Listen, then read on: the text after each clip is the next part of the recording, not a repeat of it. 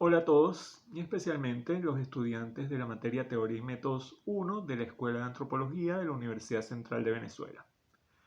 Este es nuestro tercero de 3 videos correspondientes a la quinta semana de nuestro curso.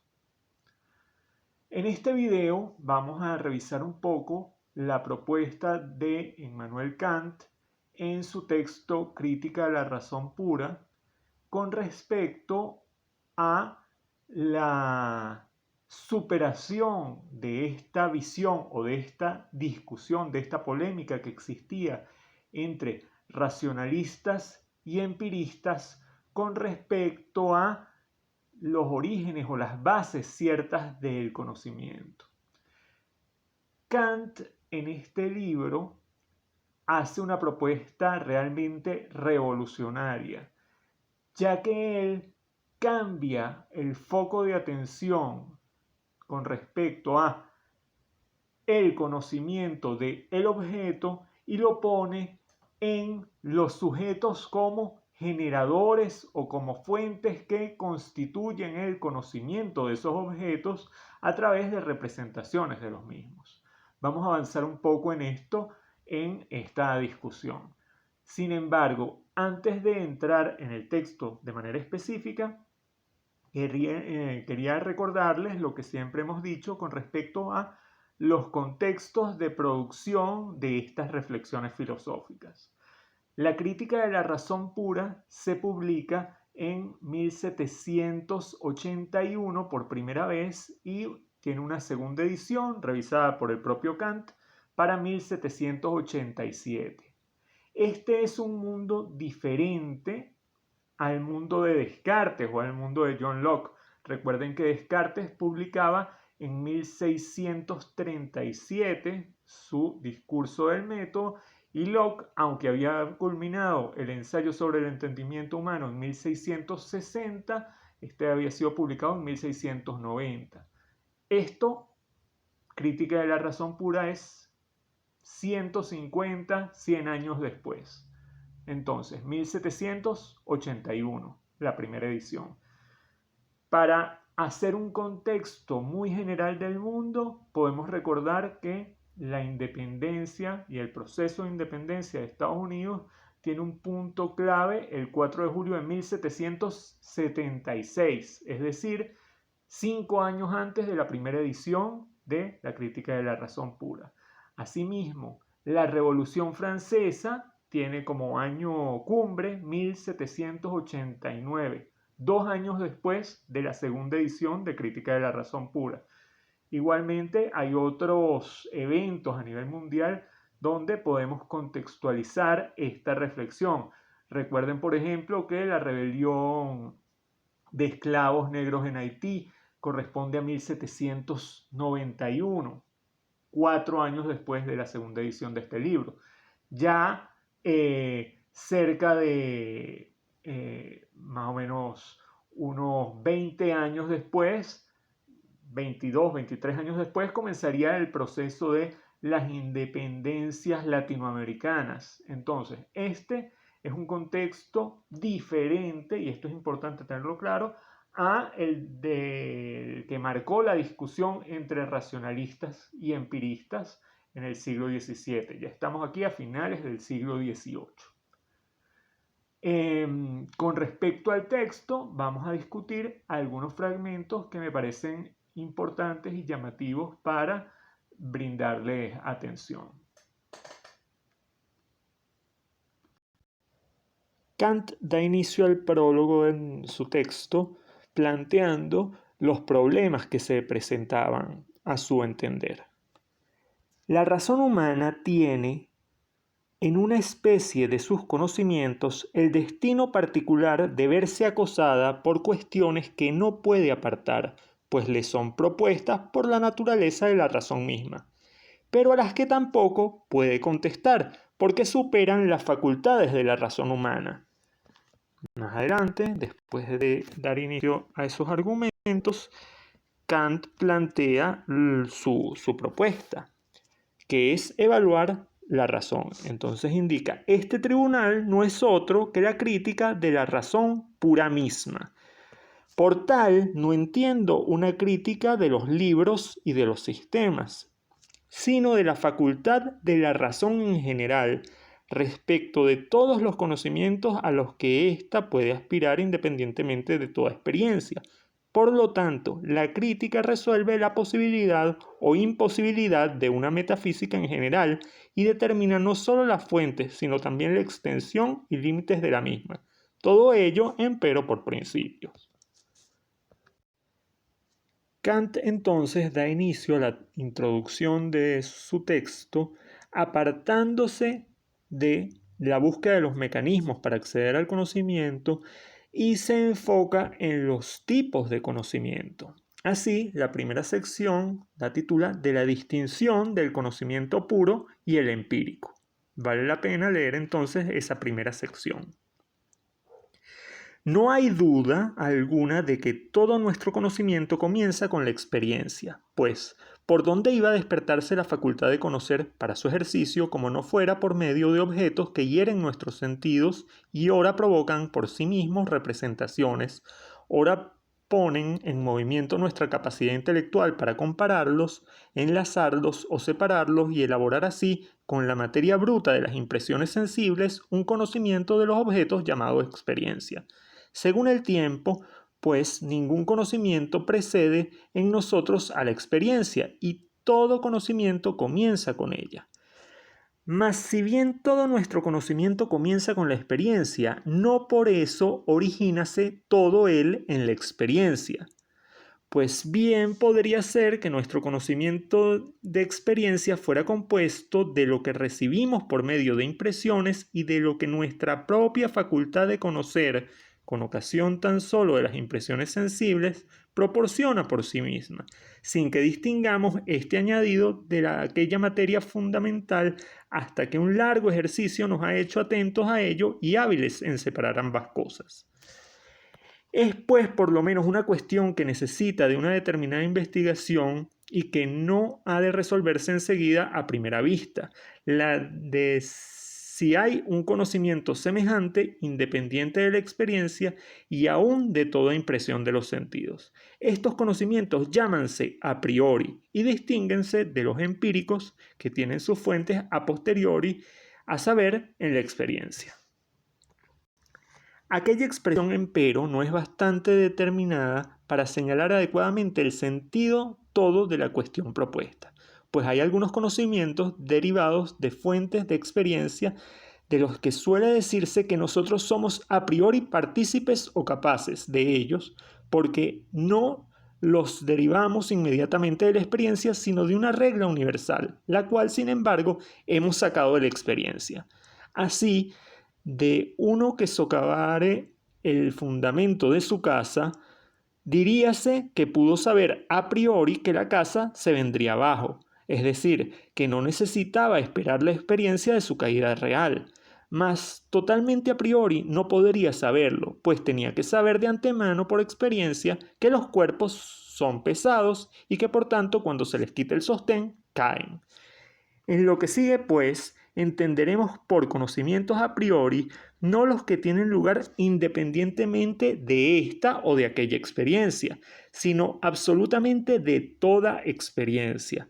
A estos opónense los conocimientos empíricos, o sea, los que no son posibles más que a posteriori, es decir, por la experiencia.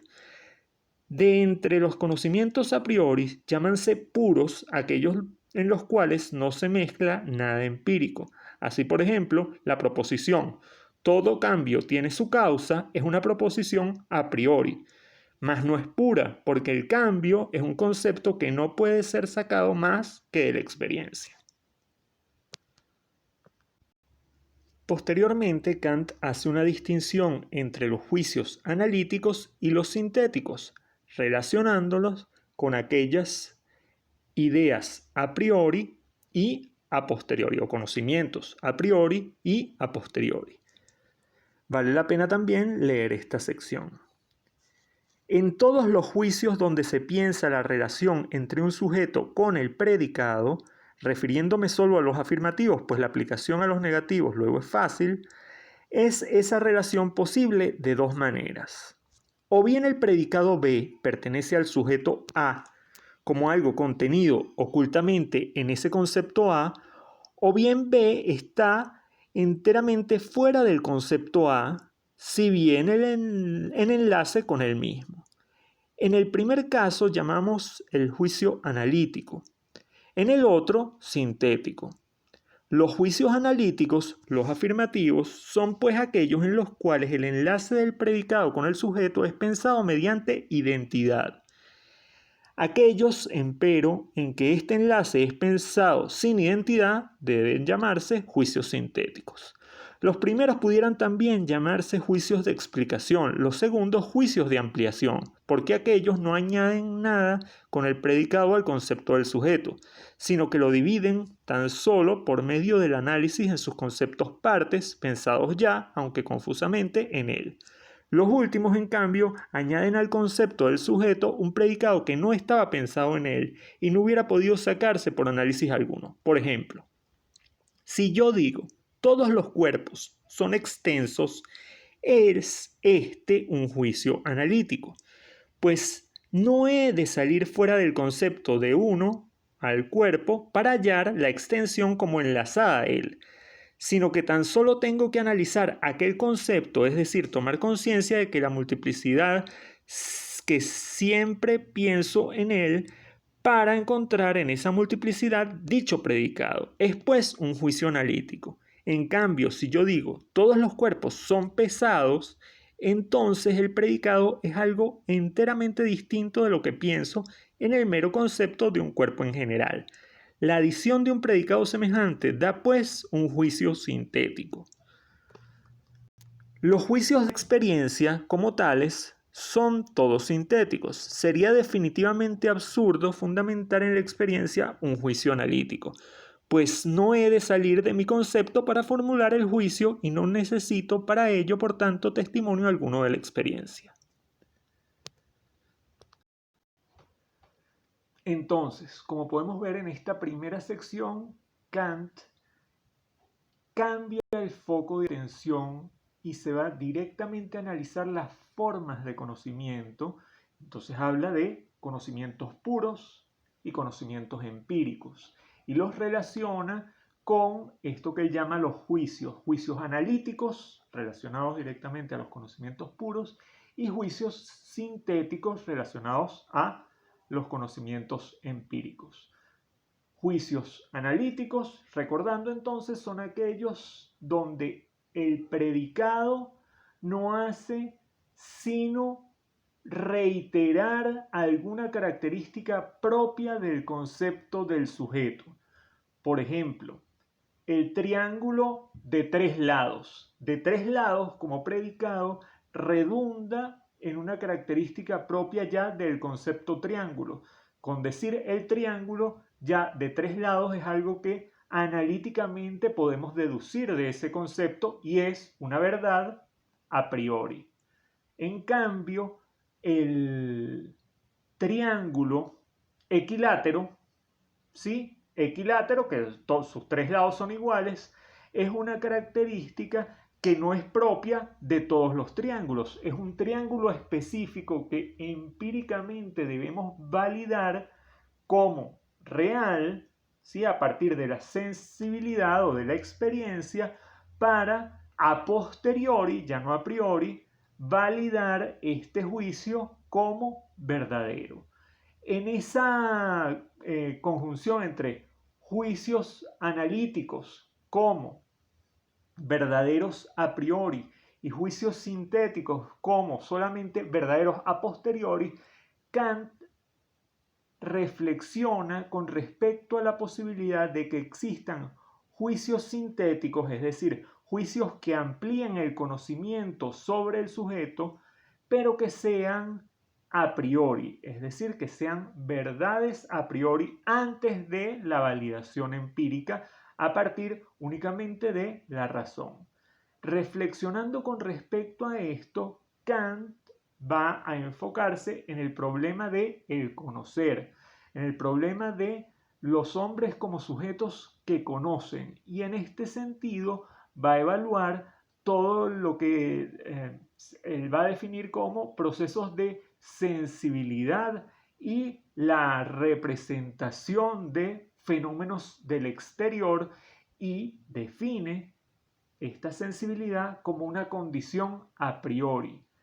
Recuerden como punto aquí aparte o nota al pie los comentarios que hacía Jacob Bronowski en nuestras primeras lecturas, cuando señalaba la intención que él tendría de recuperar el proyecto de Kant con respecto a las capacidades humanas de conocer. Entonces, estas capacidades humanas serían capacidades a priori. Vamos a continuar con esta primera sección, la primera parte de la crítica de la razón pura, donde Kant profundiza en estos elementos. Entonces, en la primera parte del texto de la doctrina elemental trascendental, al hablarnos de la estética trascendental, Kant indica: sean cualesquiera el modo y los medios con que un conocimiento se refiere a sus objetos, la referencia inmediata que todo pensar busca como medio se llama intuición. Pero esta no se verifica sino en cuanto el objeto nos es dado, mas esto, a su vez, no es posible, para nosotros, hombres por lo menos, sino mediante que el objeto afecte al espíritu de cierta manera. La capacidad, receptividad, de recibir representaciones por el modo como somos afectados por objetos, llámase sensibilidad. Así pues, por medio de la sensibilidad nos son dados objetos y ella sola nos proporciona intuiciones. Por medio del entendimiento, empero, son ellos pensados y en él se originan conceptos. Pero todo pensar tiene que referirse ya directa, ya indirectamente, mediante ciertas características, en último término, a intuiciones. Por lo tanto, en nosotros a la sensibilidad, porque ningún objeto puede sernos dado de otra manera. El efecto de un objeto sobre la capacidad de representación en cuanto somos afectados por él es sensación. Aquella intuición que se refiere al objeto por medio de la sensación llámase empírica. El objeto indeterminado de una intuición empírica llámase fenómeno. En el fenómeno llamo materia a lo que corresponde a la sensación, pero lo que hace que lo múltiple del fenómeno pueda ser ordenado en ciertas relaciones, llámolo la forma del fenómeno, como aquello donde las sensaciones pueden ordenarse y ponerse en una cierta forma, no puede a su vez ser ello mismo sensación. Resulta que si bien la materia de todos los fenómenos no nos puede ser dada más que a posteriori, la forma de los mismos, en cambio, tiene que estar toda ella ya a priori en el espíritu y por tanto tiene que poder ser considerada aparte de toda la sensación. ¿Qué es entonces lo que nos está diciendo Kant acá? Quizás sea un poco confuso, pero básicamente lo que nos está diciendo es que la realidad que asumimos que existe y que está ahí, se nos es dada a nosotros solo como impresiones de nuestros sentidos, como sensibilidad, y la reconstruimos como una representación fenoménica. ¿A qué me refiero con esto? Por ejemplo, este libro que está acá y que existe en la realidad solo es percibido por mí, por ustedes, como un fenómeno, ya que es mi sentido del tacto lo que yo reconstruyo en mi mente, mi sentido de la vista o la percepción visual que tengo de este libro, quizás hasta mi sentido del olfato al percibir el aroma que puede tener, o el sentido de la audición también al escuchar el sonido que hacen sus páginas al pasar. Pero todo esto es simplemente información y percepción, y no tengo una experiencia directa de la realidad, sino una representación de ella misma a partir de mis sentidos y una imagen mental de la realidad que está fuera de nosotros. ¿Qué es lo que dice Kant entonces? Debe haber unas estructuras condicionantes a priori que nos permiten a todos los hombres percibir, construir, crear estas representaciones del mundo exterior.